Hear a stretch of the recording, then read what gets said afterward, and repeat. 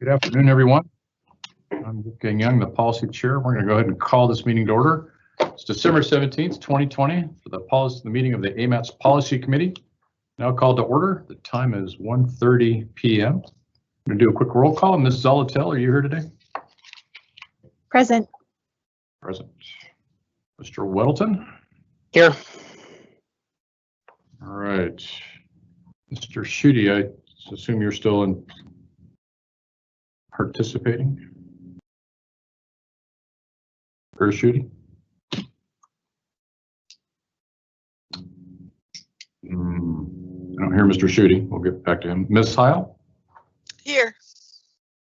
Okay. And one more time for Mr. Schutte. Are you online? Okay. Well, Greg, help you keep an eye out for Mr. Schutte if he joins digitally and I don't capture it. I will do that. Okay.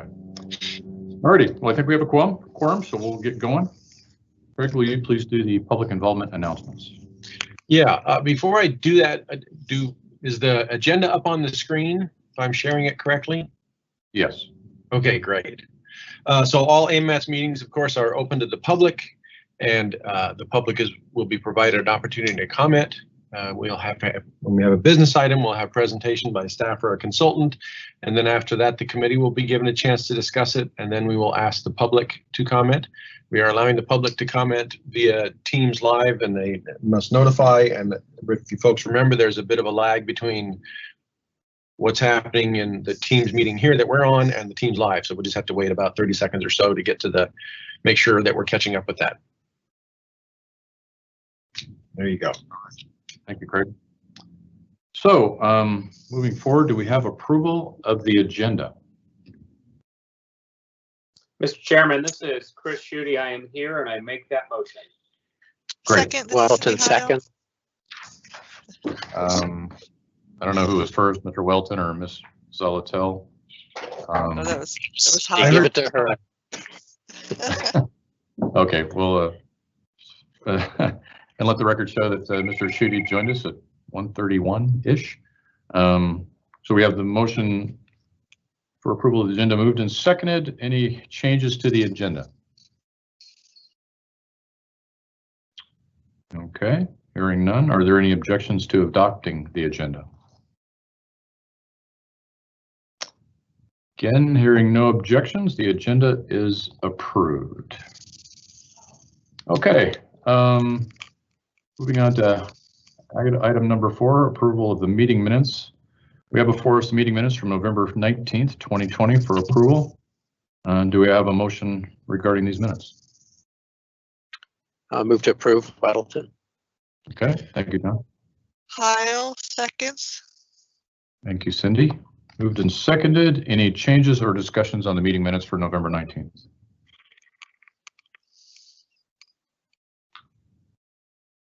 All right, no changes or discussion. Any objections to approving the minutes? And hearing no objections, the November 19th, 2020 minutes are approved. Okay, moving on into the action items. Action item 5A, the non-motorized plan public review draft. Craig, will you please be presenting on this, or somebody else? I will introduce Ms. Joni Wilm, who is the senior planner in charge of that. There she is. Go ahead and get started, Joni. All right, thanks, Craig. Can everyone hear me okay? Hear you fine, Yes. Jen. Okay, awesome. So first thing I'm going to do is try and share my screen. So hopefully that will allow me to do that. Can everyone see that screen now? There we go. It's up. Mm-hmm. Perfect. Okay, I'm going to get that started. Okay, great. Thanks, everyone. And I'm going to try to breeze through this presentation. I know you have a lot on your agenda today. So again, my name is Joni Wilm. I'm a senior transportation planner with AMATS. I'm the project manager for the non-motorized plan. And today we are asking this committee to approve this public review draft for a 60-day comment and public review period. We will be hosting a open house and have a few more agency advisory meetings during this review period. So again, that's what we're asking from you as a committee today. Just to give you a little bit of background, this plan has been in the works for over 3 years. We've had over 3,600 comments by the public on the plan through multiple different public involvement techniques that I will get into in a bit. But we've also had extensive agency review. We've had 2 technical advisory committee meetings and 2 special work sessions with transportation professional staff and agencies. We've collected over 400 comments from just those working groups, incorporated their concerns and some plan revisions that they thought were important. So we've done extensive review and we are excited to bring this plan before you today. So just to recap our planning team, our lead consultant is Alta Planning and Design. They are national experts in the field of non-motorized planning. We also really benefited from some local expertise here in Anchorage from R&M Consultants, our transportation engineering group, and then our amazing public involvement consultant, Holly Spoth-Torres, and her team over at Huddle. Today, I'm going to be going through brief highlights from each of the 7 chapters. So chapter 1 is our intro. Chapter 2 looks at our existing conditions of what's happening or right now in Anchorage as the way things stand, what our public involvement process was. Chapter 3, how we use chapters 2 and 3 to develop our chapter 4, which is our network development recommendations. And then chapter 5 is how we took those recommendations in chapter 4 and prioritize them high, medium, and low to make them easier for us to implement. Chapter 6 is our implementation chapter, and then finally chapter 7 is a general design guide to help everyone here, especially non-transportation professionals, learn about different design options. So first off, introduction, we have 3 non-motorized facility networks in Anchorage. They include our pedestrian, bicycle, and shared use path networks.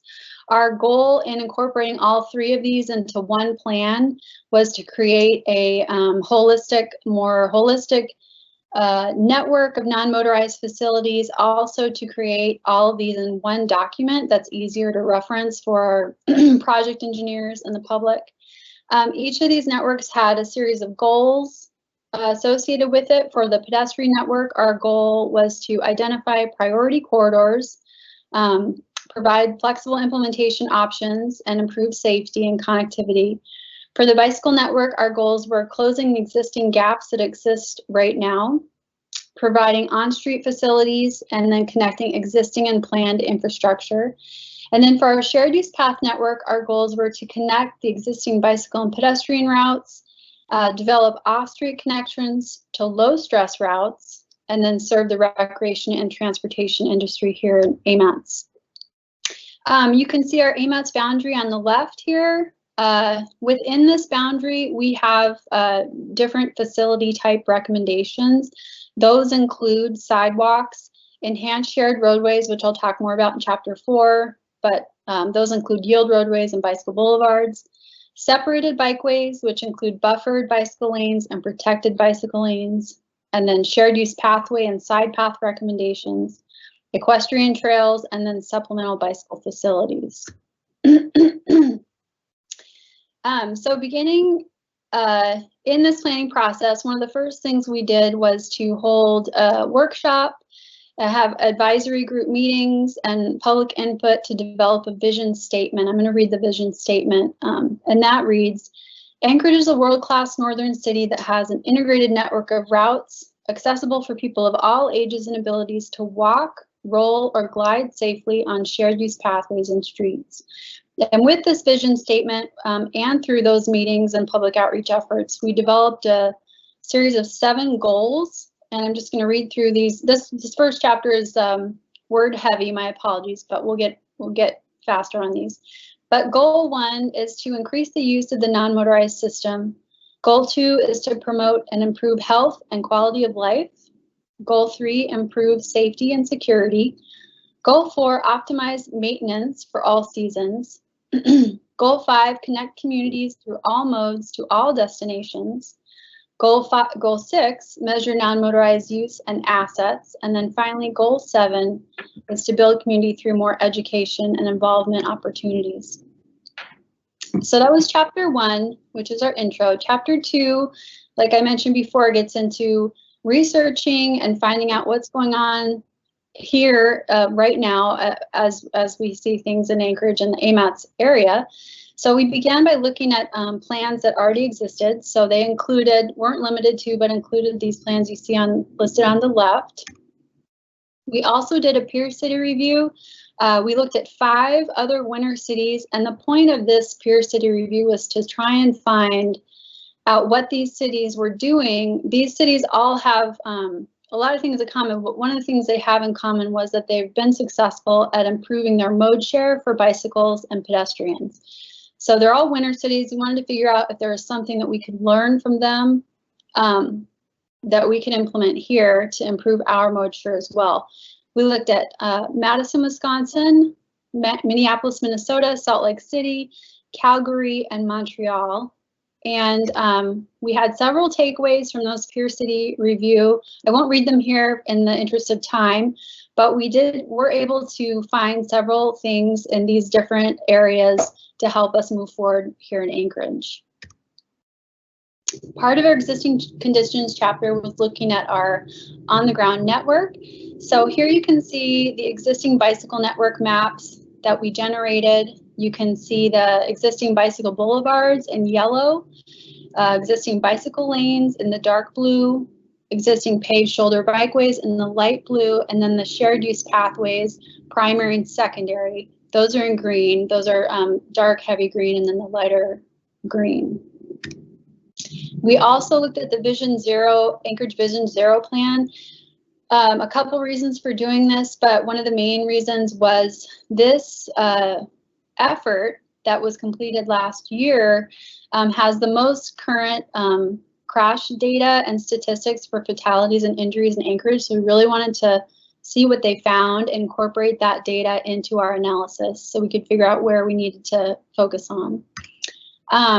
We also did a level of traffic stress analysis. This was, it's an analysis based on 4 factors. It's based on posted speed limit, street width, presence of bicycle lanes, and what the character of those bicycle lanes are.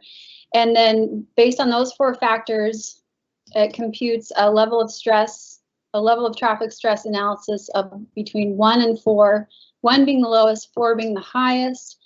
And in general, what we found is that the level of traffic stress for the highest level were located on roadways that had no separation, and the lowest level of stress were located on roads that did have a separation or made some sort of barrier for folks between the cars and where they were trying to walk and bike.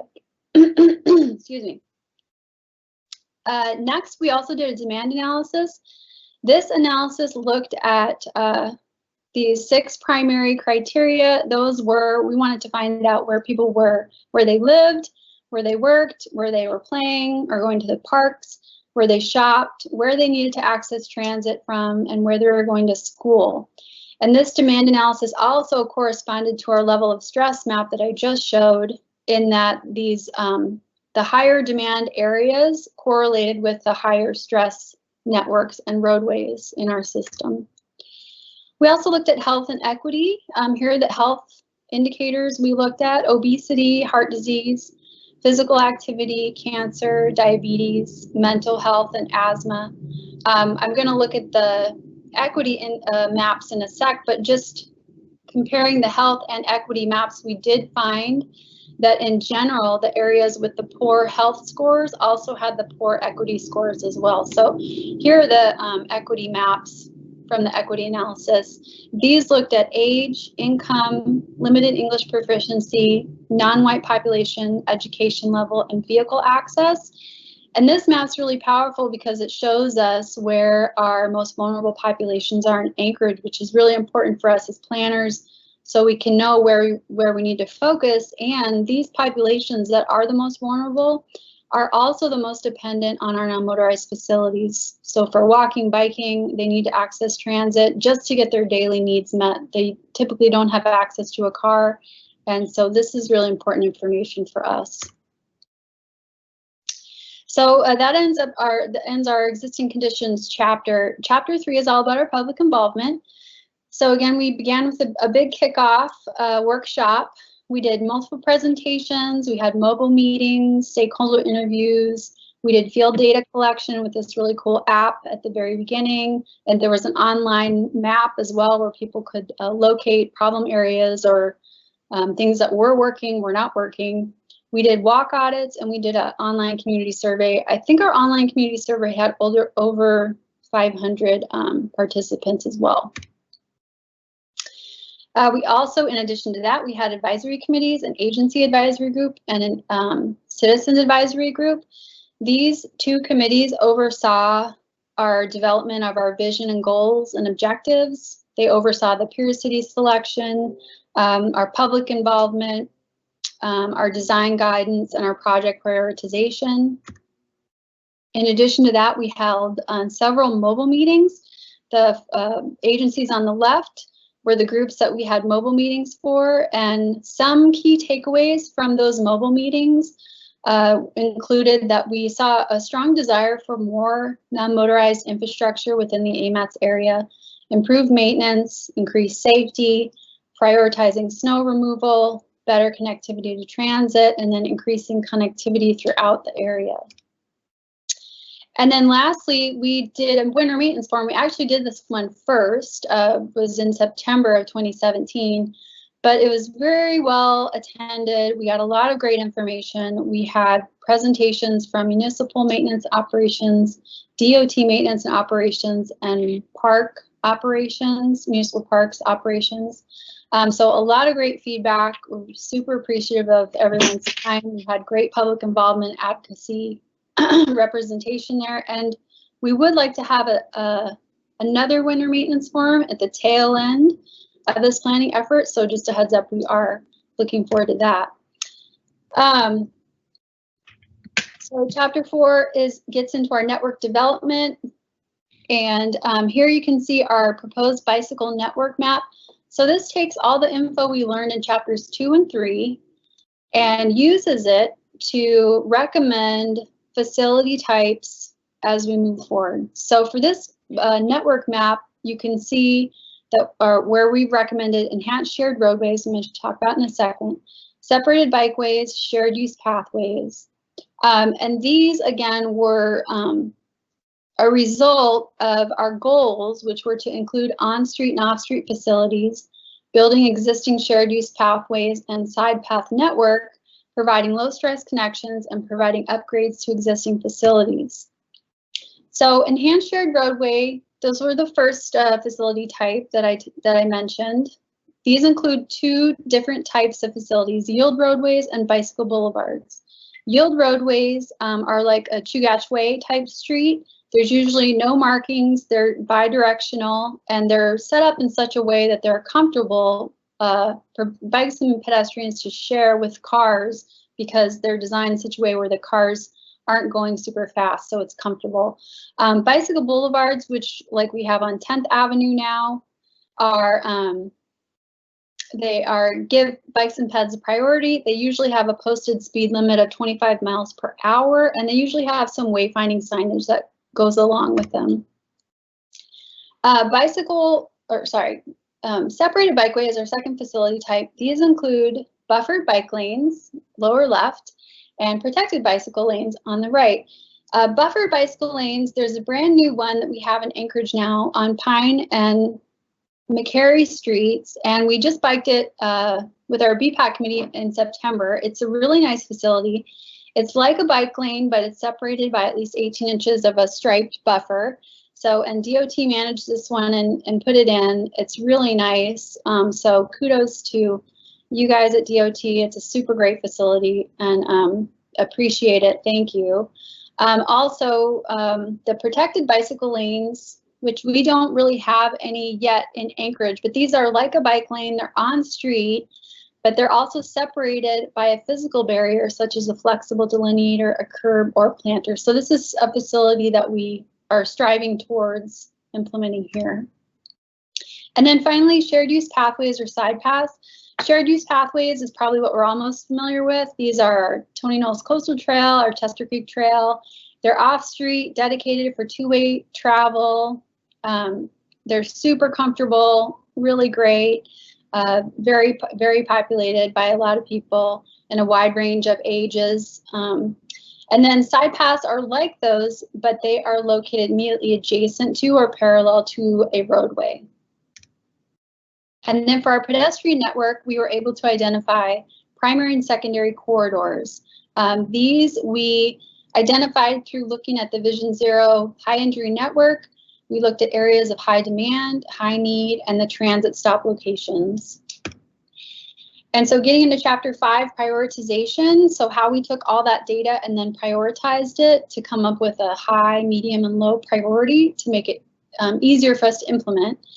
I tried to show this graphic so that you could see how we prioritized it. Connectivity was weighted the heaviest. Health and equity, gap closure, and safety were all weighted about the same. Public support, i.e. was that plan was the facility mentioned in the process we just went through, and then previous support wasn't mentioned or listed in a previous planning effort. So all these 6 criteria were compulated to come up with a score, and that was done through this prioritization criteria matrix, which you can see here. And this included, so for connectivity as an example, that was our biggest criteria. The description of what the criteria meant, the source was where were we drawing that data from. So in this case, we looked at demand, the demand analysis, the proximity to schools, and proximity to parks. The condition was how close this facility was to the high demand areas, the schools and the parks. Was it located within a quarter mile, a half mile, or not located near those? And then based on that, it was given a score of high, medium, or low, 5, 3, or 1. And then each of those analysis was done for each facility for each criteria. So with all of that data analysis, we were able to come up with a prioritized network. So here's our map for prioritized bicycle networks. As you can see here, they include all the facilities we showed in the network development map, but now they're prioritized. You can see the red are the high priority, medium is yellow, and then low is blue. And so this is, again, super helpful for planners, for everyone trying to implement, trying to figure out where to spend our money. This is really helpful for us to know where we should focus. And the same process was used for the pedestrian corridors. So here's our priority pedestrian network with high, medium, and low corridors identified. So breezing through these, so we're gonna hopefully not too much longer, but Chapter 6, implementation chapter. This chapter was really important, and I know you've all heard this before, probably for me, but we have run into struggles implementing our existing bike and ped plans in that a lot of our projects were way under estimated cost-wise. Some of them were, the facilities were outdated. So we wanted something really clear to show folks, okay, if we recommend a type of project, what is that going to entail? How much is it going to cost? How much is maintenance going to cost? What's the time frame? And all of those good details. So what we did in this chapter was to pick 6 different facility type projects. And then for each of those projects, we had our consultants come up with a project description, project challenges, a conceptual design, a cost and maintenance estimates, funding options, and a potential timeline. So here's an example. R&M did this for us. They did such a great job. Here's an example of the intersection example project, which is 10th Avenue and Cordova Street intersection. And this shows the design concept, the project challenges, the maintenance estimates, the project cost estimates, different funding options, and the implementation process. For the project cost estimates, we were able to include some engineering costs, construction costs, utility relocation costs, right-of-way acquisition, and some contingency costs. So those will be really helpful for us moving forward when we implement. Chapter 6 also includes policy recommendations, and I'm not going to read through all of those here, but those also have action recommendations associated with them. We also include program recommendations. These help with our education and outreach.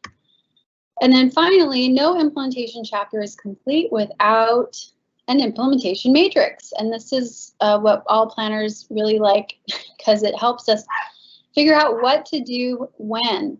And so in our implementation matrix, my dogs are barking, but in our implementation matrix, we have the action item, whatever policy or goal it's related to in that second column, potential funding sources for that action item, and then potential partners. And that is for projects that are identified for immediate implementation, 0 to 2 years, midterm, 2 to 10, or long-term, 10 to 20 years.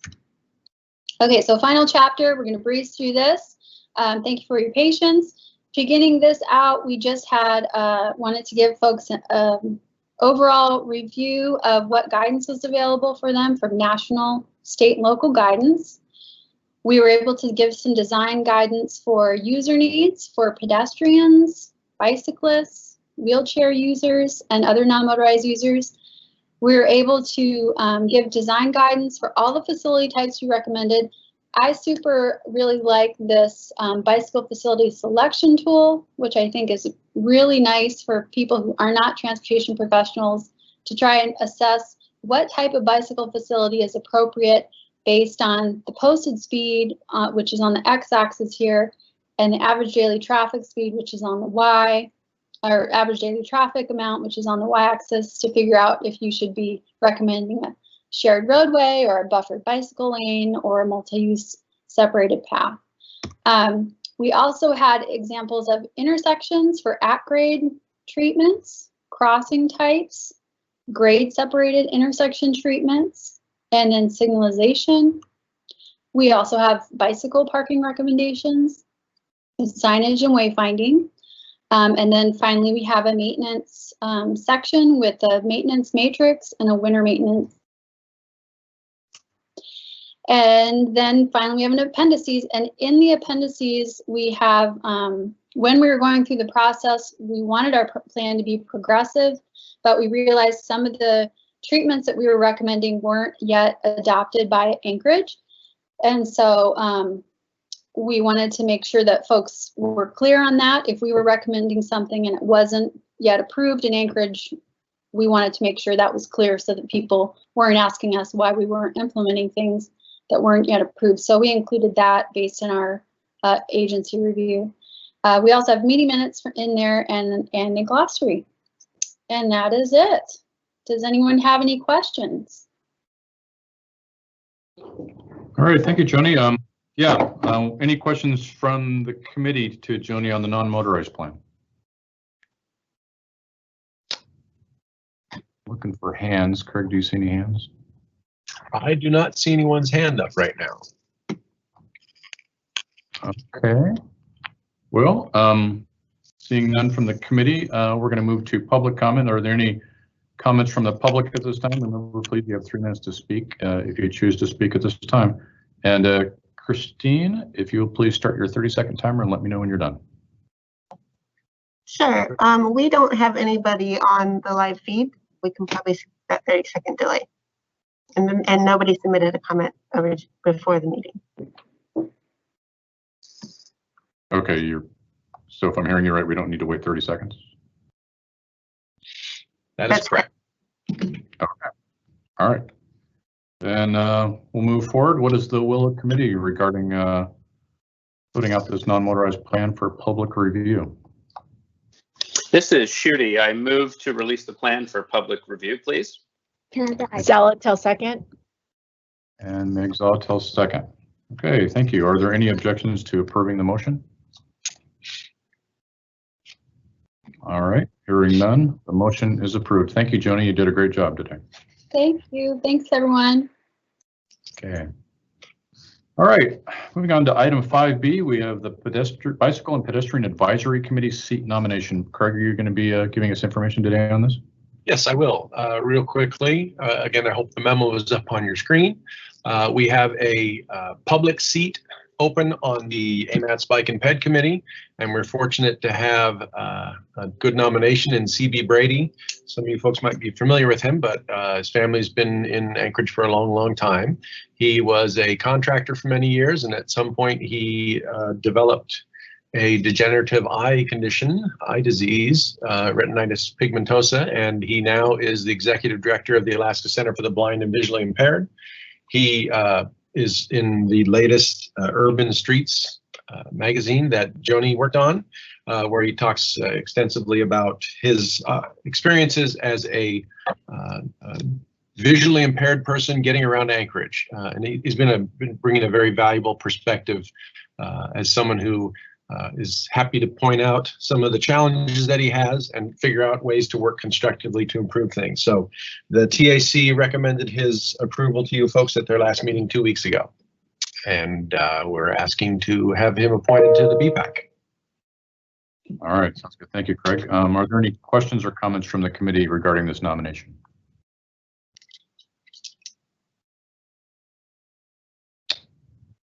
Okay, quiet crowd today. Christine, or do we have any comments from the public on this nomination? There is one person on the feed that has let me know they're there, so we start the 30-second clock. Okay, so we have, I'm sorry, I heard you. So we have one person on the feed. Do they want to make a comment or a question, or? I'll start the 30-second clock so that they can hear that we are asking for comments. Okay, great. Let me know when that 30 seconds is up.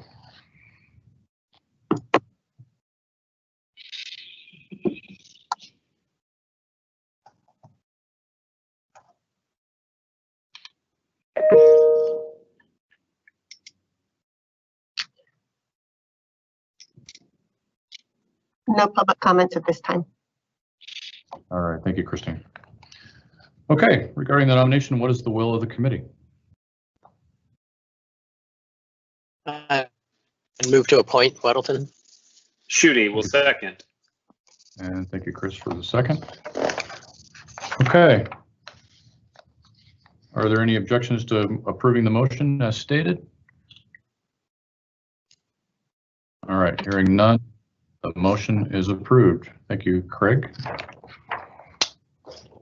Okay, on action item 5C, the policy committee resolution regarding the 2020-03 SFY 2021 Alaska Mental Health Trust Grant. That's a mouthful. So Craig, you want to break that down for us? I will start, but I believe our public transportation director is on the line here to present a little more. But the TAC heard this a couple weeks ago. It's a statement of support by our AMATS policy committee in support of a grant that the transportation department is asking for or applying for. So Ms. Acton, if you're on, if you'd like to present more. Hi, good afternoon. I'm just here before you asking for a resolution of support for our 2022 Alaska Mental Health Trust Authority grant application. This is an application that we submit annually. We've been doing so since about 2009. We are seeking a project of purchase of service on Anchorage for trust beneficiaries. It'll purchase roughly 50,000 trips during 2021, and it basically goes to serve the beneficiaries of the trust, which include those with mental illness, developmental disabilities, Alzheimer's and other dementias, chronic alcoholism, and traumatic brain injuries.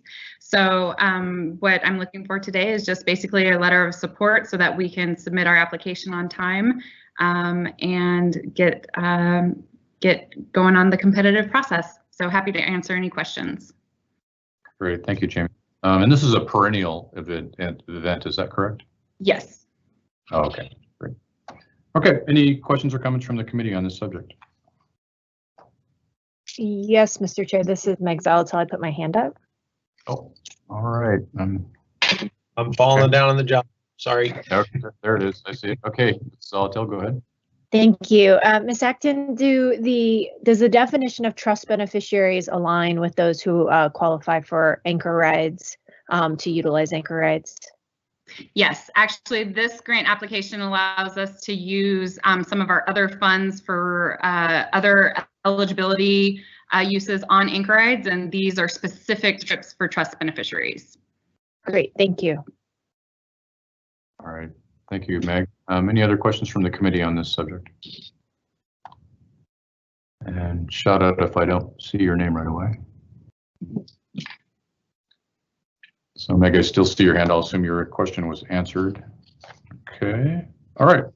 Hearing no other questions or comments from the committee, do we have any comments from the public? And Christine, I'll let you tell me if and when that happens.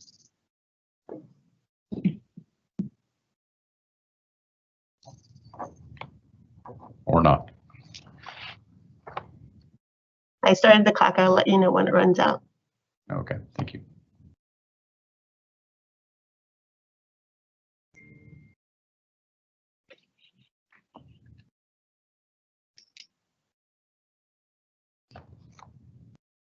No comments from the public at this time. All right. Okay, so regarding this resolution, what is the will of the committee? Move to approve, Heil. Okay, thank you, Cindy. Second, Zalatel. All right, thank you, Megan. Okay, moved and approved, or I'm sorry, moved and seconded. Are there any objections to approving the motion?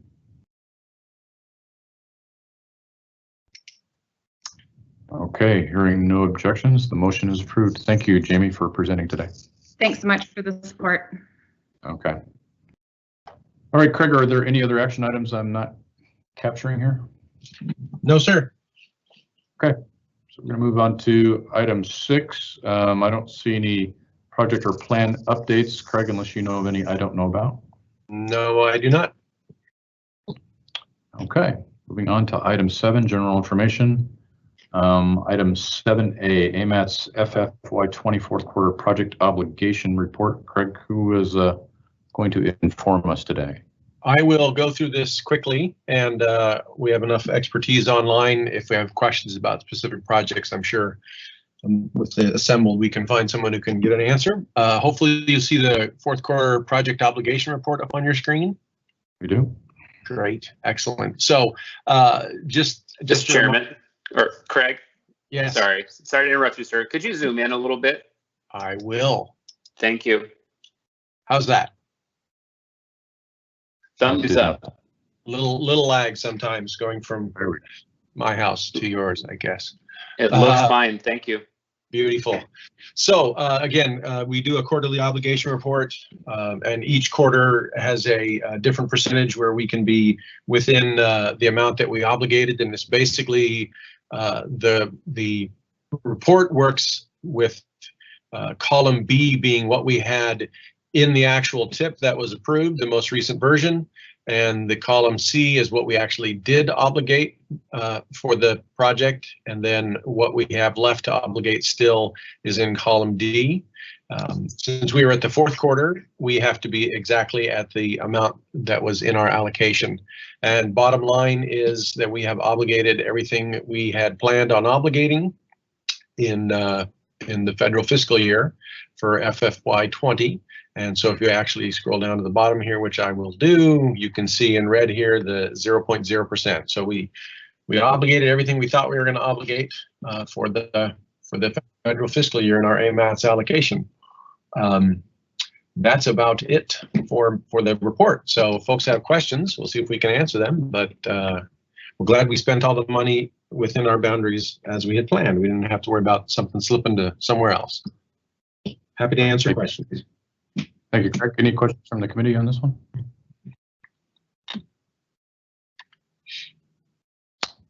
All right, I guess you did a great job, Craig. Craig, do we need to go public questions as well on this? I'm facing that.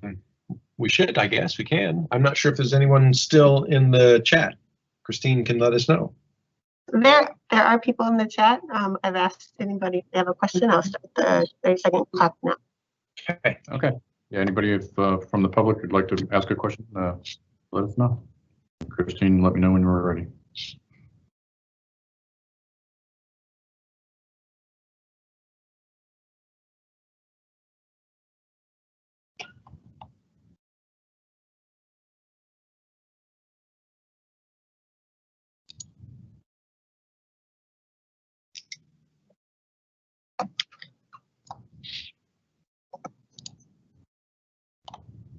No comments from the public. Okay, thank you, Christine. Okay, moving on to agenda item 7B, Stewart Highway to Glen Highway Pell Resolution, revised version. Craig, are you going to talk to this, or Mr. Weddleton? I can start and give some background and then go to Mr. Weddleton, our sponsor. So if you remember correctly, we had this Seward to Glen PEL resolution before the policy committee. You folks asked that it go back to the TAC so they could weigh in on it and give us their thoughts. They went and had a work session on it, which most of you attended, I believe. It then went back to the TAC and they voted to table it. Mr. Weddleton at that meeting had said he will have a S version or a substitute version available to us. And I believe I sent that out a few days ago after he sent it to me. So you folks should have that before you, and I'll let Mr. Weddleton speak to it now. All right, John. All right, thanks. Really appreciate all the education that all of this is for me at all times, and certainly this brought a good education on what a PEL is and kind of various constraints on getting projects going and done. What we took some elements that are in the Fairview neighborhood plan that address this issue, and this plan was adopted by the Anchorage Assembly, so it really is sets forth goals and ambitions of this. So that's the first part with the whereas, just pulls out of there, and then it just refers to the tip and the project that's put forward as a PEL, and then generally the intent of the PEL, and the final therefore really gets to the core of it, and that is that we really want to encourage that PEL to come up with one preferred option. And you kind of understanding with our discussion at the work session that it's not always that way, but we know from the MCR and I think in that discussion that PELs can pretty definitively say this is the way we're going to head. So this is just a resolution that points that way and says let's do that. I would say as a technical thing, I don't know if this is an S version or if we just relabel this and put it as a new item and send this to the TAC for review. Leave that up to the professionals. Yeah, I think, John, if you've got another version here, I think like last time, we would probably want the TAC to review it and come up with recommendations based on the merits of the resolution and ways that maybe it could be something that we could execute. That's my thoughts on it. And I guess, again, John, I appreciate your willingness to learn on that with all of us. We're really, in this regard, run up against Code of Federal Regulations constraints that really we have to go through a process, and we can't. Unfortunately, we're not just able to jump to a particular alternative without going through that process. So, but I think that's something the Technical Advisory Committee could dig into and advise us on. That would be my recommendation. John, do you have any concerns about that? No, I definitely should go to the TAC. I'm on board with that. Okay. Is there any other comment? I see, Chris, you've got your hand up. Thank you. Yeah, just I guess a clerical observation or a point of order to Mr. Weddleton's S version. I think we should spare those who are not familiar with Assembly legislative drafting the notion of what an S version is, John, and just call this a new version or a new resolution and send it to the TAC that way. I'm worried the document as it was presented, I got a little lost because I think it combined the original version and the proposed changed version. And so That would be my recommendation to the group, is that it just be a standalone item. Don't call it an S version and send it to the TAC. That makes sense. Any concerns about that, John? No, I think that's fine. Sticking with assembly procedures, the title doesn't really match what the current wording is. You know, the title was request to amend the DOT contract, and this doesn't really do that. So I would ask Craig then to delete that title, and we could just say request to emphasize for the PEL regarding sewer to Glen project, and then give it another number. And I don't know what number that would be. Is it 2020-03? I believe it would be 4, since we just had the resolution on the mental health trust for transit, which was 03. So, okay. Can you do that? You want me to do that? oh, well, I'll do that. Okay. We'll get it figured out. All right. Any other discussion from the committee on this general information item? Okay, I'm not seeing any hands. Craig, should we also reach out to the public on this item as well? Or? Sure. Let's just double check. Okay, Christine, if you would do that for us. Sure, starting the clerk command. Okay. Yes.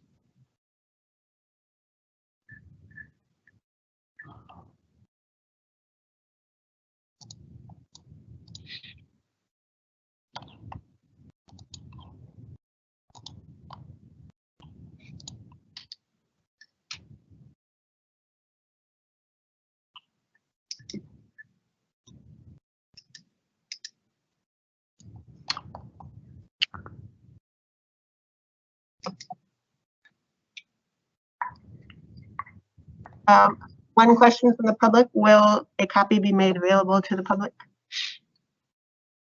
And I believe that Craig is a part of the public involvement process and the agendas and of the TAC that will absolutely be offered to the public. Yeah, we'll post it a week before the TAC meeting, which is, was it January? Come on, quickly. It's January 14th. So we'll have it posted on January 7th. Great. All right. I think that answers that question. Any other questions, Christine? No other questions. All right. Thank you very much. Okay, moving on to agenda item 7C, pedestrian safety concerns at Tudor Road and Wright Street intersection. I've asked, as that's a state facility, Tudor Road, I've asked Scott Thomas, he's our regional traffic engineer, to come up with some informational slides and some information briefings and some follow-on Q&A. So Scott, without further ado, I'm going to let you take over from here. Thank you.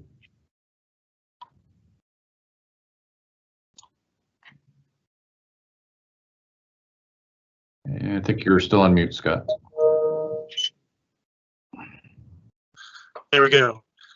There Yeah, we thank you to the chair, and thank you to the AMATS committee for having this on the agenda. If I may, maybe I could share my screen so I can control the slides and maybe have a few updates. Yeah, go ahead and take over. So if I'm giving you screen 1, whoops, and it looks like it's not going. All of a sudden, Teams wants to redo everything. Let's see if I can unshare, go back to the slides you have. For some reason, I can't get them to show up. I'm gonna try one more time. Okay. Go, and then, nope, I am not getting the share function to go very well here. Craig, feel free to go back and put the slides up, and I'll walk through them that way. Sure. And Okay. I'll give you a new version. Yeah. Okay. Is it up on the screen, folks? Yeah, and go to the very first slide, which is the picture of the intersection. There we go. And I'm sorry I don't have this showing up as a slideshow. For some reason, I'm not connecting through. My name is Scott Thomas. I'm the Central Region Traffic Engineer for DOT, and I work regionally all around South Central on crash planning, crash projects to solve crashes, and we work with the municipality.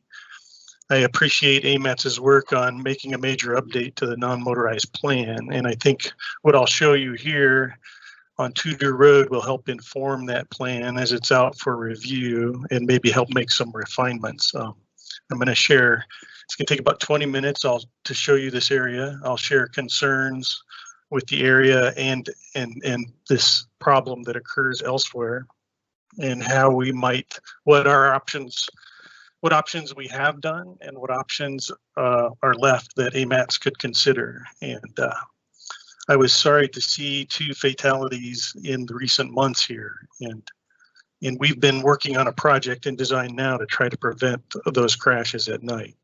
I will say that mid-block crossings are going to be part of the future in Anchorage, solving them, as is being done in other cities. And that's a significant component of the AMATS plan Joni showed us, is a lot of crossing goals. And I do think projects like connecting the Seward and Glen Highway, as you'll see here, help remove traffic and make crossings more possible on these arterials. So all of AMATS work ties together. Next slide, please, Craig, if we can. So at the statewide level, and then drilling down to Anchorage data, we do have a serious injury and fatality problem with pedestrian crashes, and that should be a main emphasis of the non-motorized plan, is pedestrians as well. You can see it in the yellow wedge and bicycles in the green wedge. The 16% in Anchorage of fatalities being pedestrian is a terrible thing in Anchorage because it's most of the state's pedestrian crashes. On a national scale, it's about the same as the national scale of pedestrian versus vehicle crashes, and yet it's unique to Alaska to be in Anchorage. Okay, and then the next one. Number 3 there, please. So as you all know, on the AMATS policy committee, that I appreciate that our agencies have worked together to have a vision and to eliminate fatalities, Vision 0, or same at the DOT, and draft the non-motorized plan that we were just shown, and the state has a statewide plan. We all know we have projects in the plans that each project does pedestrian and bicycle work, and I won't go over them. And then even the programs we have at the municipal level or the AMATS level commits $2 million a year to the non-motorized plan, and the state on our side has federal money in the Highway Safety Improvement Program. And I want to let you know that there's 8 dedicated pedestrian specific projects in design now that's worth about $28 million in delivery over the next 5 years. And I'll go to the next one, Craig.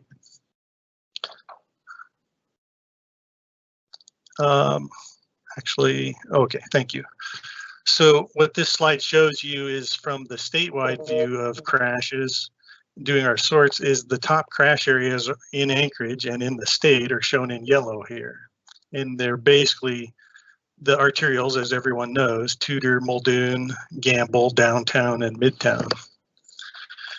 As we refine and do a review on the non-motorized plan, it will be in all our agencies' interest, AMATS, to take a look at that and notice that we're not in agreement yet on the priority of other high crash corridors.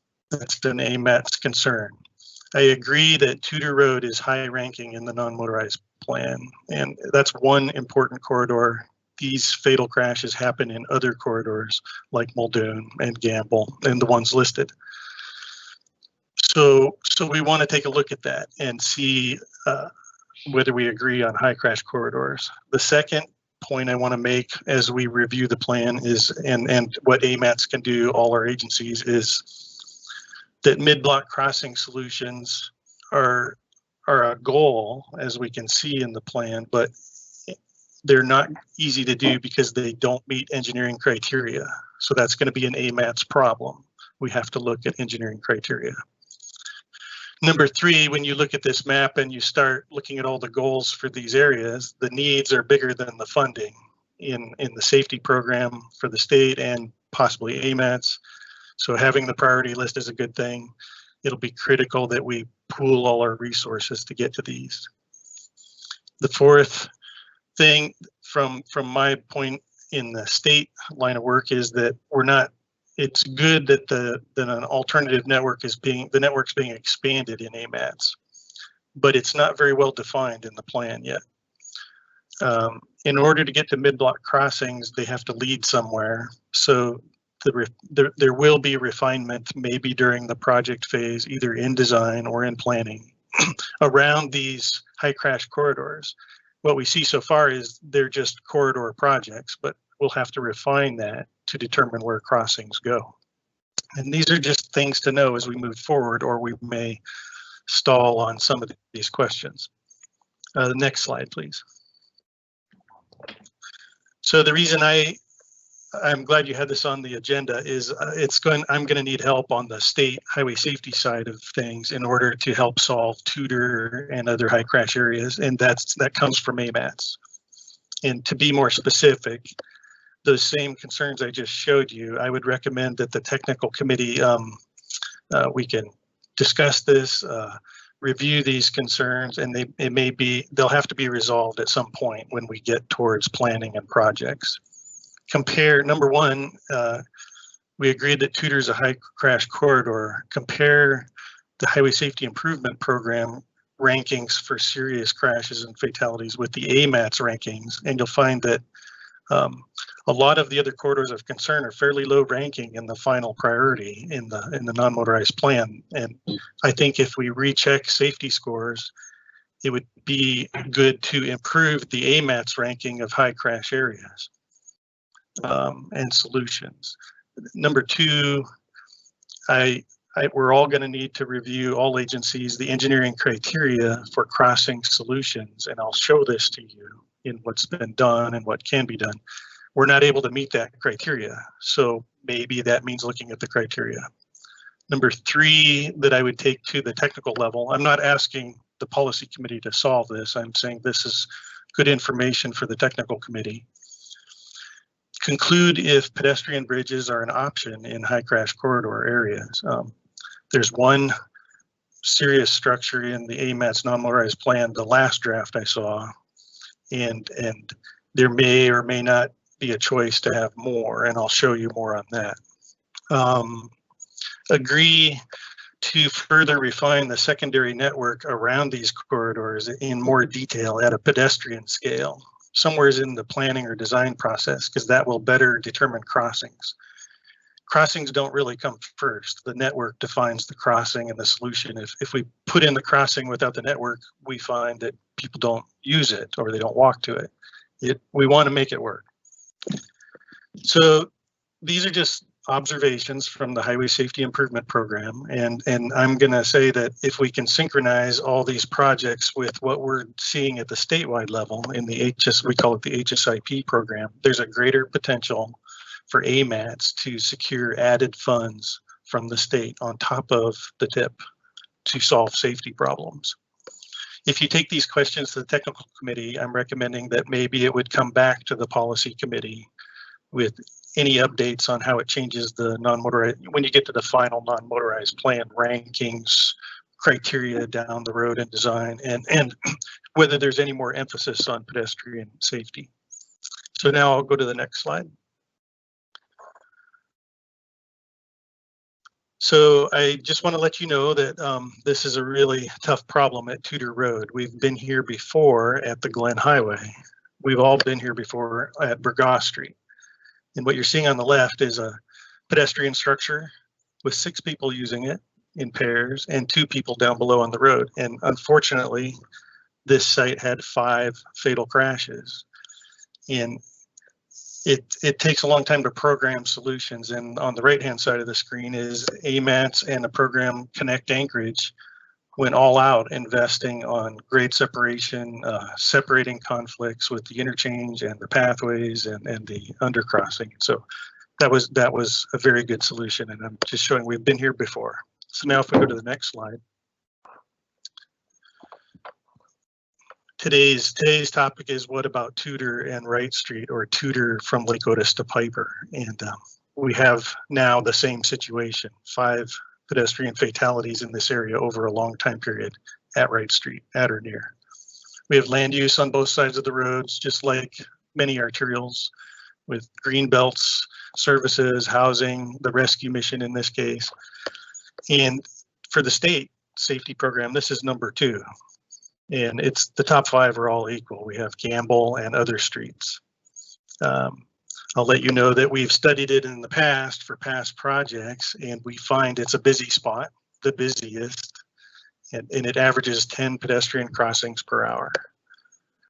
In the AMATS non-motorized plan previous draft, this site was ranked number 18, pretty high. And the road we're on here has, so you know, for comparing against other roads in other cities, 32,000 vehicles per day and a 45-mile-an-hour speed limit. And I'll go to the next slide.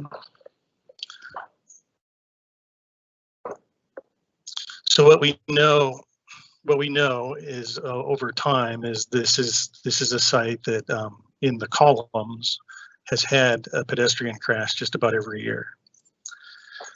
The more serious crashes or fatalities are in red in this picture. The unfortunate thing is that they keep occurring, and what you do see towards newer years here is we seem to be breaking the cycle, but unfortunately in 2012 and 2020, those 2 years had 2 fatalities each. The blue line is just telling you that this segment is really what the state's been concerned about, not only the intersection. There's pedestrian crashes due to crossing up and down the corridor at Laurel Street and Fokker Street and even past Piper. So we see this as a segment problem, and it's why it's number 2 for us. And we're glad it's high in the AMATS non-motorized plan. And so the next, please.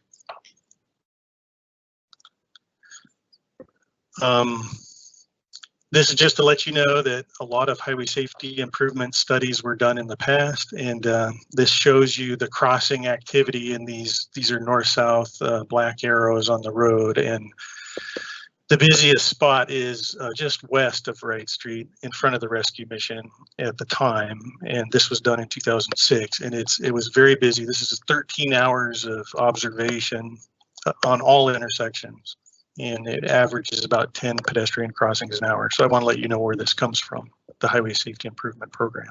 Okay, and then next, please. And I'll get you to options. So what I want to show you in the time we have left, and I'll get you there fast, is what's been done in this area, and it would apply to other areas. What are the remaining options that AMATS, all our agencies, would want to consider? And the list is, we removed a huge, number 1, we removed a huge amount of traffic from Tudor Road, just in the same time that Glen and Burgaw was built as an interchange under Connect Anchorage. We built a safety project that took out the 2-way left turn lane and put in median refuge for pedestrians if they're crossing there. We've added warning signs to the area between signals, and the next major effort in 5 higher volume arterials in Anchorage coming is relighting these arterials to and I'll show you that example, to a higher level. So what are our remaining options to explore after these 4 is to restudy the area, update those counts, and see what's going on as the AMATS plan moves forward. There was a municipal study conducted in the mid-2000s for this area that led to the projects we have. Revisit the design criteria, decide if it's acceptable to AMATS for solutions. And then number 6, if there is to be new solutions versus what's there, it's probably going to be one of these next ones, and infill the median further and restrict, that means taking it from vehicles and putting in the crossing device. And this is one of the options that I saw in the draft AMATS plan, is to create a crossing. That means losing the left turn lanes at one intersection or another, and I'll show you that. Building a pedestrian bridge, dealing with speed, and I'll show you that would be through an urban safety corridor. Number 9 would be a total major rebuild of Tudor so that it's not a straight arterial, and I'll show you how to do that. And then number 10 is tackling the land use changes. So let's get into what's been done, and that would be the next slide. So what's been done, and this is not small. A whole road's worth of traffic was removed from Tudor Road about 2008 under the AMATS plan for road upgrades in the city, and with Elmore Road connection extension and Martin Luther King Drive, about 18,000 cars a day less now on Tudor Road than there was. It was as high as 50,000 cars a day. That's Seward highway traffic volumes in 2003. And in addition to the Piper Street signal being built, that reopened the flow of traffic, created platoons and gaps that weren't there. It used to be stop and go traffic. So I'll go to the next slide. The second thing that was done after removing traffic was, and I'll show you what we were thinking at the time. This is what we knew. We were looking at taking away the two-way left turn lane. This was the crash pattern, these circles on the map, including at Foker Street with a traffic signal and at Lake Otis with a signal. There were a lot of pedestrian crashes at signals. So even with signals, crashes happen. And so what we're seeing here is the concept to create places that were dedicated to cars would now be also a place a pedestrian can stand. At this time, there was only one fatal crash in 1997. And I'll go to the next slide. So the way this turned out was the median was built in 2010, and that did benefit pedestrian and vehicle crashes. It did reduce crashes. We see that the frequency of crashes is decreased, but not the severity. We did come through in 2016 and establish a standard with the city to put in warning signs for mid-block conditions between signals in high crash areas, and that's shown here on the right. That's number 3. Number 4 is what's coming. Next slide, please. Thank you. So a major effort in all of our pedestrian crashes is that the most serious crashes tend to happen at night, in the fall, as the rain comes on, in the winter months, in the dark. So this is a picture showing you Tudor Road and Lake Otis Park, Lake Otis to Piper, and it's showing you the existing lighting system up above on Tudor, and it's designed to roadway standards. And then the bottom line is showing you what we can do with that. Now with LEDs, for the same amount of maintenance and electricity, we can double the light levels, extend it onto the sidewalks. We're going to increase the visibility here in Muldoon and Gamble and 2 places in Midtown on the Seward Highway and Minnesota Drive. So this is so you know what's coming in 2021 and 2022. Okay, and then now we get into what's next for us, AMATS agencies, and that's the next slide. And there will only be just a few slides to get through these items, next 5 through 10. So next one, please. Are you looking for slide 5? Yeah. Okay, there it is. Yeah, right there. Thank you. Sorry. Yeah, I should keep with the numbers. So what's next for AMATS is building the network to support pedestrian walking is great in the goals, and we haven't refined it to the level of the city blocks yet. So perhaps what's next is what was done before, a corridor study that to make sure we know the counts and where the crossings are, where the network could be. We're not at that detailed level in the non-motorized plan. There's a few projects. Retest the engineering criteria for crossings and decide whether that works. It may be AMATS choice, and I'll show you why. It's something that AMATS can do, is to waive or change criteria to get the outcomes you want. Definitely the crossing solutions have to fit the network, and they can have impacts, so that takes a lot of study. any crossing, and they're like the one over on Northern Lights at the Arc, can stop traffic and take a half hour to recover. And we could get back to stop and go conditions, and I'll show some more. What we do here is going to set the precedence for what we do on other arterials in Anchorage. Okay, so next slide 6, please. Or yeah, next slide 16. So if the criteria, and we're focused on this corridor, leads to the next improvement and it's in the road, if a new crossing is established by criteria, and I'll show you that it isn't yet, it would require basically filling in one of these blocks at Wright Street in orange or Folker Street in yellow to serve the demand and establish a crossing. That won't work without a device. Studies are that if you do this just with striping a marked crosswalk is the #1 thing we get asked to do on a road of this volume, this busyness, most places have higher crashes just striping it. The issues with filling in the median here, there's pros and cons. It helps pedestrians. It will impact the commercial area access and reroute traffic the other blocks, and could cause stop and go traffic on Tudor Road. That has to be studied. So the next slide, please. The way those crossings look, just so you can see, is the municipal project on Providence used flashing yellow beacons that are pedestrian activated. That's great for lower volumes and the university environment. That's not working well on roads like Tudor. So I'm showing you that in the bottom left corner, the national leading solution that's being advocated is called a pedestrian hybrid beacon. It stays, everything's dark, you don't see any lights until someone pushes it, then it it goes from yellow to red, and then it flashes red, a little bit like the one on Northern Lights. That's a signal. And the point here about that is that's what it looks like.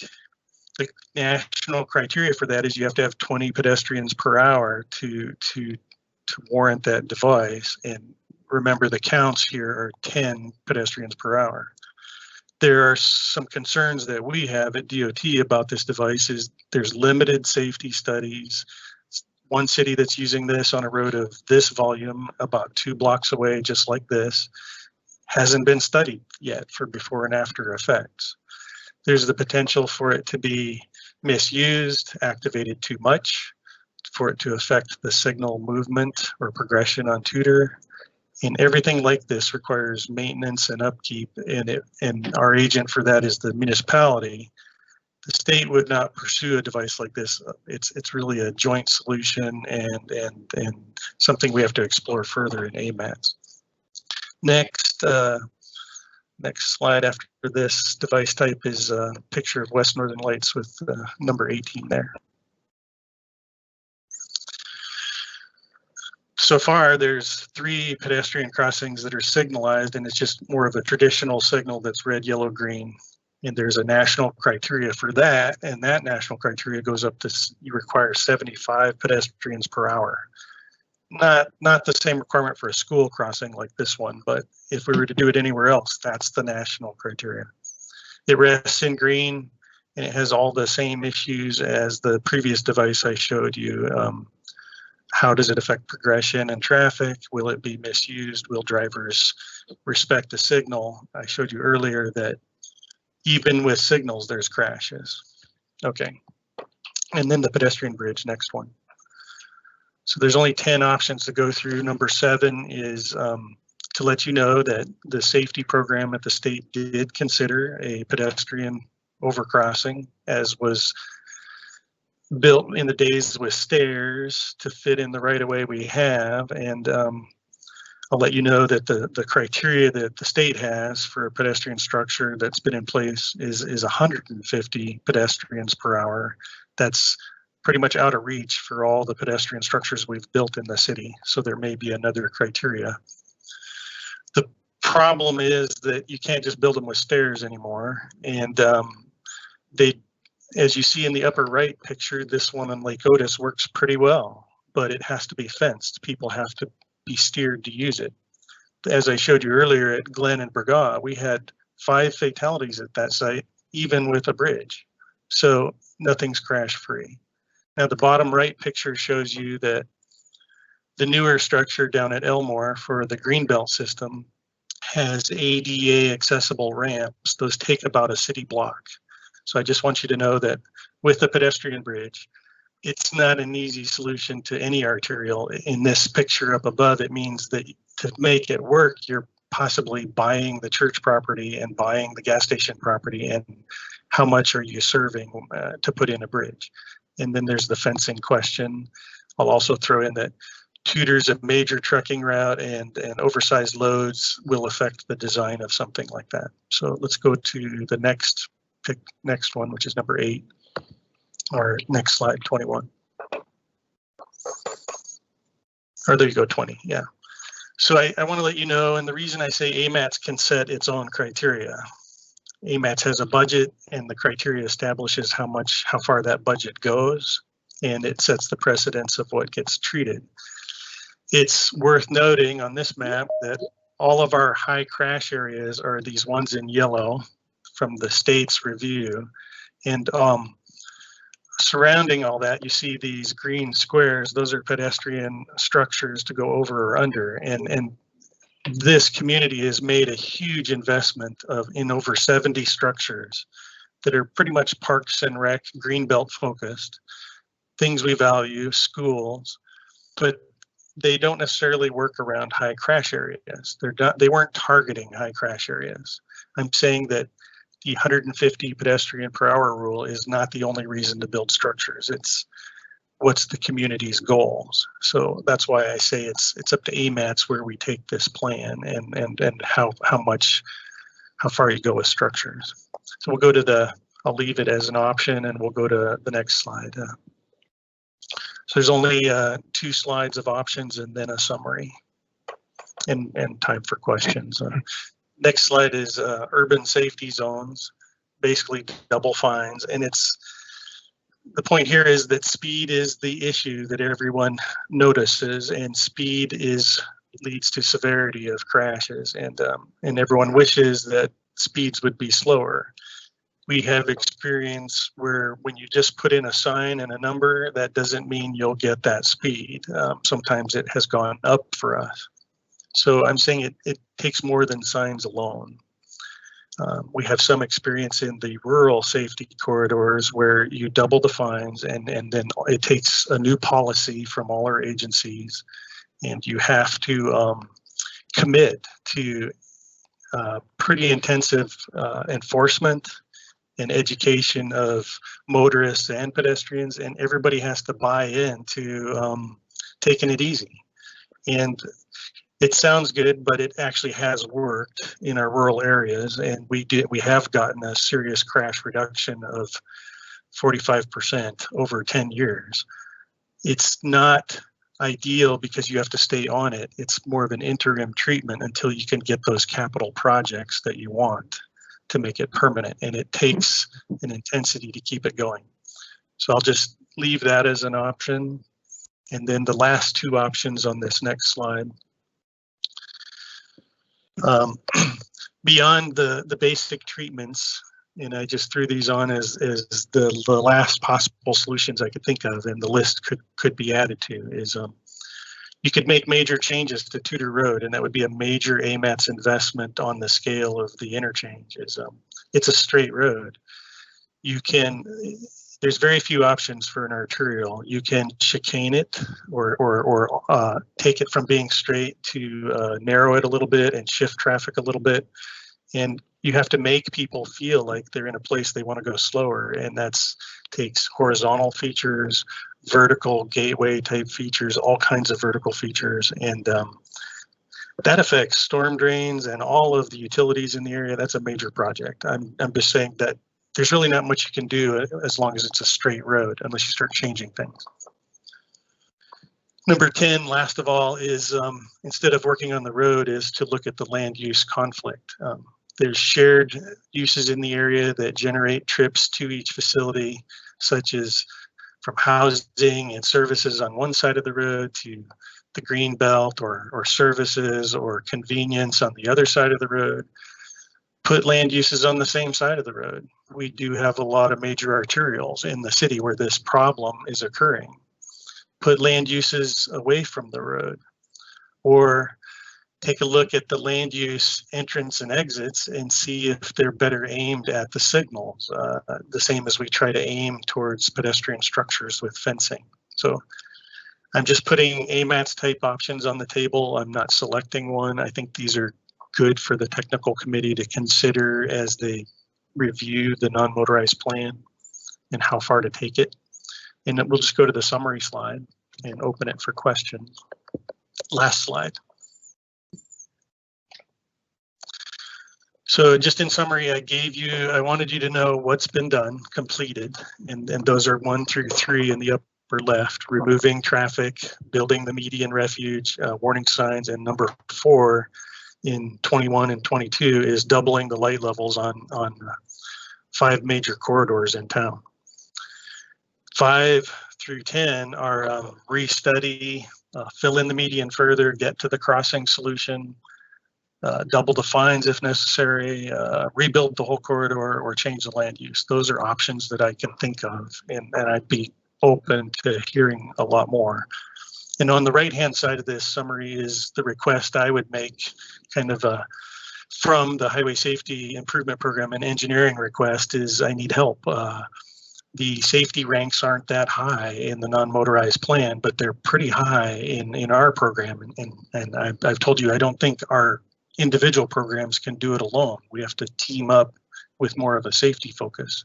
So I'd like to recommend reviewing the safety scores before we final the plan, reviewing the criteria for engineering solutions, because I've shown you they're not met, and that's an AMATS choice. Reviewing the options that are available in the plan and whether they fit the network. Right now, they're pretty broad options, and they're going to take a lot of design work to figure out. And then I'll close this request by saying the more the AMATS plan aligns with the Highway Safety Improvement Program that's federally funded, and it has methods to secure that funding. The more they align, the more you can secure added funding in the Anchorage area. As I showed you, we have $28 million going now, and there's no reason there can't be that much more. After the technical, this is just one opinion from the State Traffic Engineering Office. If the technical committee at AMATS and the staff developing the program look at this, they may want to make some changes and report back to the policy committee when you go to final, and let us know, hopefully that we've made the plan just that much better. So I'd like to turn it back to the chair and thank you for going through these, and I'll open it up.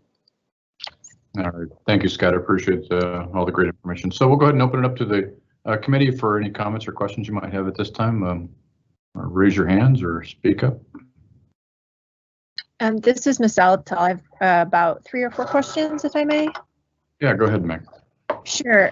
So a little bit of background. This is in Midtown district I represent, and it intersects the university area and Campbell Park Community Councils and Tudor Road. And this particular part of Tudor Road and its safety is a common cause for conversation, even sometimes delaying or making it difficult for businesses to get the support of the Campbell Park Community Council due to concerns about that business possibly being wildly successful and driving additional traffic or needing left-hand turns. So we talk about this stretch of road very often. So I have a few questions about it. On the interim solutions, I'm really interested in these. It looks like that a more permanent solution is a long-term thing that will be many years down the road.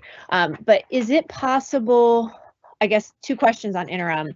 Is it possible to do temporary signage identifying the high volume or that the likelihood of a pedestrian crossing just to bring awareness, and then similarly, if it's to be explored to do double fines or a safety area, what makes that happen? I'll start with those 2, and then I have 2 others after that. Okay, through the chair. So warning signs are an option that we use. Brighter yellow or fluorescent yellow warning signs, and signs on the side of the road have a hard time getting noticed, but the state can look at more warning signs, and we want to be consistent around the city where we do that. We're also trying to get people to watch for pedestrians, and since we know the most serious crashes are at night, the lighting is coming, and we're going to make it reach the backs of sidewalks and double the levels. But for double fines programs, that is a policy type program because it involves enforcement and ticketing. And does the revenue just get collected for revenue, or does it come back to safety and helping with pedestrian crashes in this case? And so some rules have to be written for that, and the DOT has done that for the rural corridors through the traffic manual and the legislature. The legislature wrote the rules for state roads, and so I think this is a question that would come through the through city code and writing code and our top administrators on whether we can do this in an urban area. Great. May I proceed, Mr. Chair? Yes, go ahead, sir. Thank you. On the signage, I get that it needs to be brighter yellow and we need to be consistent throughout the city. Is there any way to consider gearing that signage more towards the pedestrians instead of the motorists? And then another question, or two other questions I had were, what additional monies beyond AMATS that you'd mentioned? I'm sorry, I'm not familiar enough. If you could give me a little bit more context. And then what exactly, as this goes to the technical advisory committee, are the expectations or desires that you're looking for? Is it just to run through the options or see if there are others and prioritize or put forward what they think the best solution might be? Thanks. Okay, through the chair. So signs for the people walking along the road. I actually don't know where to start with that. Anything's possible, but it's where do you put them and does everyone see it? I appreciate the rescue mission's efforts to inform people there to be careful. We have transit use in the area. I would probably want to reach people where they're at. I'm not sure that I would just put signs anywhere, but maybe this would be kind of an education program, and my expertise is more in what we build, like infrastructure, and we can add the signs, but I would need help on the education front. On the, let's see this, I believe the next question was about the funding, or actually first, the next question was what would I expect of the technical committee? I support having the public review of the non-motorized plan, and as you had presented earlier, as we review it, I think the technical committee has members and supporting agencies. They should look at the plan as we bring it to final and make sure we like the safety rankings, make sure we're targeting these high crash areas. I'm not sure we're there yet, but I'm from the DOT side, we're willing to help get us there. And there's a lot of things to balance. There's other needs like finishing links, but I think we can do more because your next question was, what about safety funding or additional funding? I'm pretty sure we can't do it through the Highway Safety Improvement Program, is what we call it, HSIP alone. I'd like AMATS to do as much as they can for safety areas, and as well as missing links. And then the HSIP program that you were asking about is a federal funded safety program out of your federal highway funds that is data driven. We look at these crash problems and places like it, and we try to prevent these crashes from happening. And we see in the data a nighttime collision problem with pedestrians, and we respond to that by treating not just one spot but the whole segment. And so we have, as I mentioned, $28 million. We have to go compete for that and try to justify that this is a good project. And we did get that secured for lighting 5 major corridors. I mentioned it was the Tudor, Muldoon, Gamble Street, Seward Highway right in front of Cars and Fred Meyer, and then also Minnesota Drive on the other end at Walgreens and Cars. And we also have 2 major intersection projects that are safety funded to treat pedestrian refuge at those wide 8-lane intersections of Tudor and C Street and Diamond and C Street. And we were always doing more projects. And what I'm saying is AMATS, this working through the state highway safety program, can look for other funds to treat high crash areas, and that's beyond the TIP allocation. Thank you. You're welcome. Is that all the questions from you, Meg? Yes, for right now, unless someone else asks something that spurs another. All right, no worries. Any other questions from the committee for Mr. Thomas on this subject? Weddleton's got a couple. Yeah, John, go ahead. Yeah, Scott, thanks. This is a great presentation, and I think it applies to a number of places in Anchorage. So now, you know, you'd mentioned, we don't call it the highway to highway anymore, but what was once called the highway to highway. So were that kind of thing completed in some broad conception, do you know how much traffic it would take off of Tudor? Okay, thank you. Well, no, I don't know the exact number, but I'd like to give you an idea. Is I'm amazed that Elmore and MLK took a large 18,000 off of Tudor and dropped it from 50,000 to 32,000. So that put it into kind of like most other arterials and still very busy. I live over by this area, and highway to highway or connecting the freeways is going to put a lot of regional traffic on the freeway and take them off of arterials. And I think that gives Anchorage its arterials back in a way that you can conduct local commercial business and pedestrian crossing and apply a lot of these solutions and speed limits. So I think it's key to getting these highways back to the next upgrades. And so, yeah, I don't know how much, but I'm going to say it's at least, well, the AMATS modeling is providing that evidence, and it was the #1 solution to affecting the whole grid in Anchorage.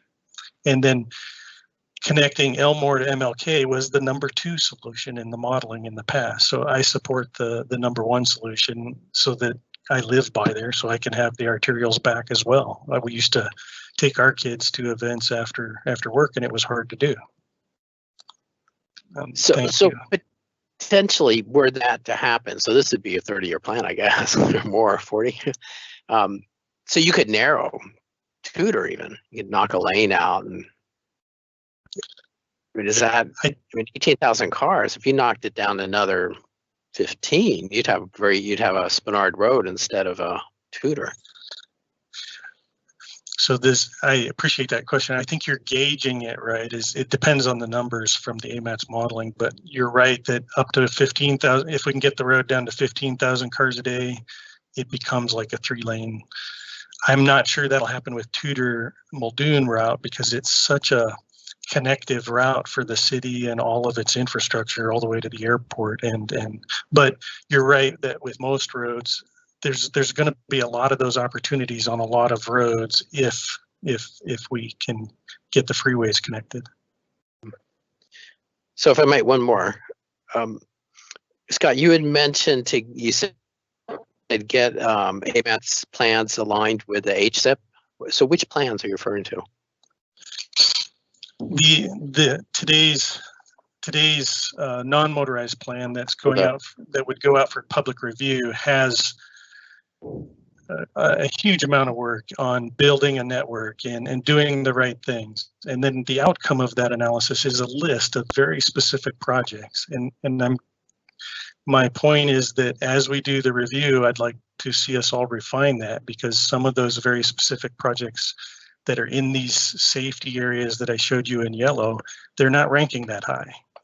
So that means the state's going to have to try to do the best we can with the Highway Safety Improvement Program, but I'd like to pool our efforts and see if we can help you rank those higher. Okay, that's great. So it's something we're already working on in progress. So, okay, yes. Good. Thank you. Any other questions, John? Oh, thank you. Okay, any other questions from the committee before we go to the public? Okay, I'm not hearing any. So, Craig, I know we have, it looks like you have one question from the member of the public. Do you want to read that to Scott and he can respond to that? Sure. So the question is, not sure if the development of the bus barn area is still in the works. If so, it will increase both pedestrian and vehicle traffic on Tudor. What effect will that have on their designs? Okay, through the committee, that has been off and on. I'm not sure the status today, but a development like that has been going through what we call a traffic impact analysis process with the city and with the state. And that analysis by an engineer deals with those questions. It deals with where's the traffic going to go? How are they going to use the signals? Will it take another signal on Tudor? How are we going to best serve the congestion and the pedestrians? And so that would come from what they call a TIA, and that I know that effort is not complete, and it would have to be completed before there's any change or construction of access. All right, thank you, Scott. Ms. Zalatel, it looks like you've got another question for Mr. Thomas. Thank you, Mr. Chair. I'm sorry, I apologize I didn't ask this earlier, but when I raised that improved lighting will be coming in the area at Community Council, they're going to want to know exactly where. Do you have the cross streets or the scope of that lighting that should be coming? Yes. Yes, that the plans are in the design phase, and they're going to go out for review to the city. So there will be an opportunity to see the plans, which shows where the poles are going. And we've modeled the light levels like the slide I showed to light the roadway area curb to curb twice as much and light the sidewalks twice as much. All right, thank you, Meg. Are there any other comments from the committee? If not, Christine, do we have any other comments from the public, or would you like to start the 30-second clock? I'll start it now. Great, thank you.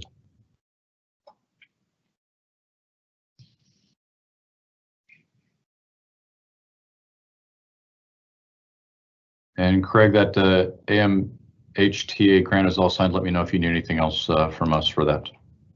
Thank you very much, sir.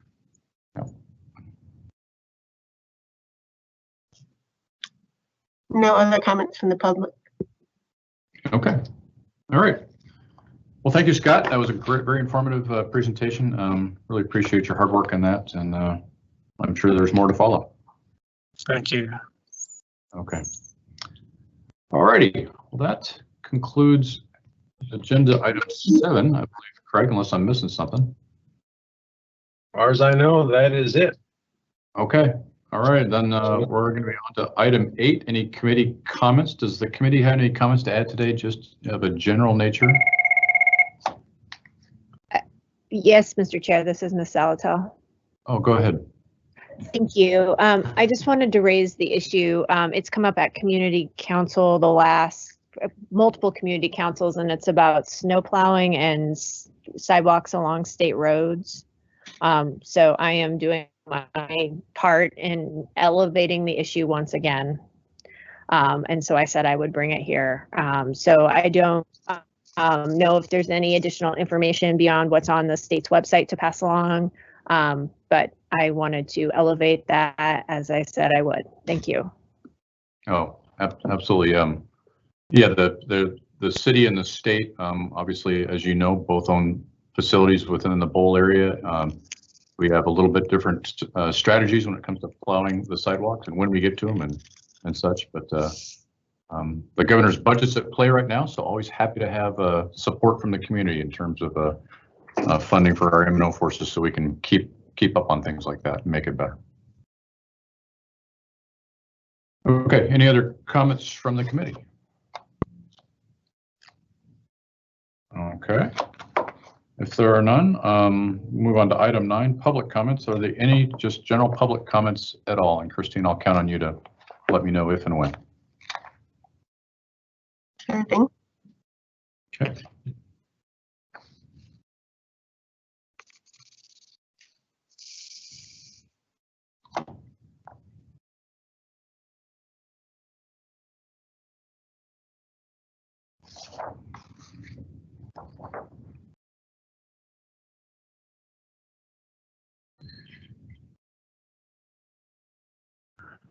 No other public comments.